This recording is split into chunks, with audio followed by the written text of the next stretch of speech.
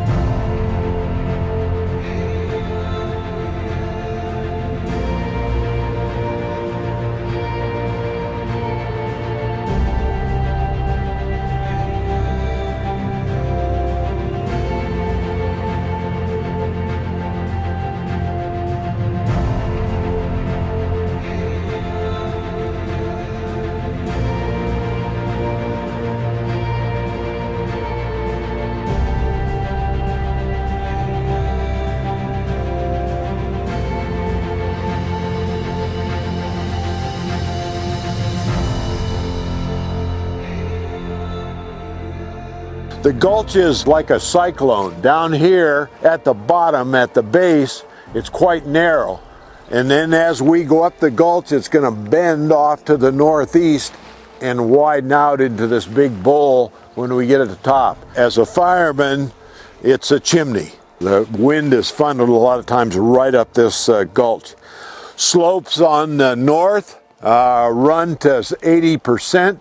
Yeah, and they'll get steeper as we go up here, less so on the south face here.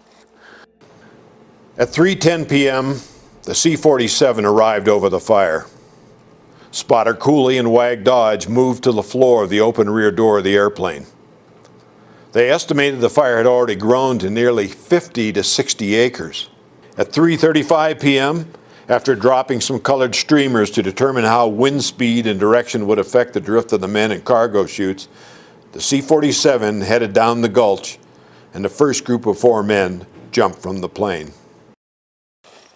The question always comes up, and has always been a question in my mind, where was Dodge taking these guys? Where was the supervisor taking these guys? But now, higher on the slope and more exposed to the southwest winds, the fire's advance accelerated.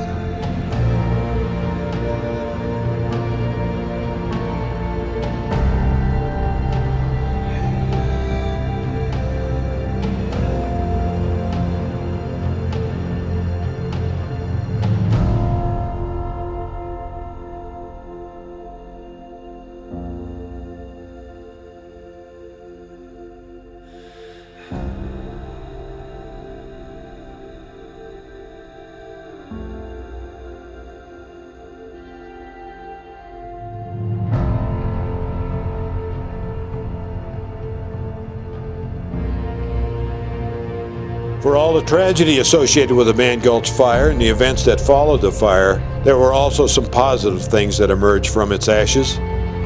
The 10 standard firefighting orders developed in the 1950s, the Forest Service Equipment and Development Centers, and the Fire Science Laboratories all owe their origins in part to the disaster in Mann Gulch. And finally, there's the fire's continuing legacy as that of a learning tool for wildland firefighters like yourselves. May all these men and the sacrifices they made always be remembered.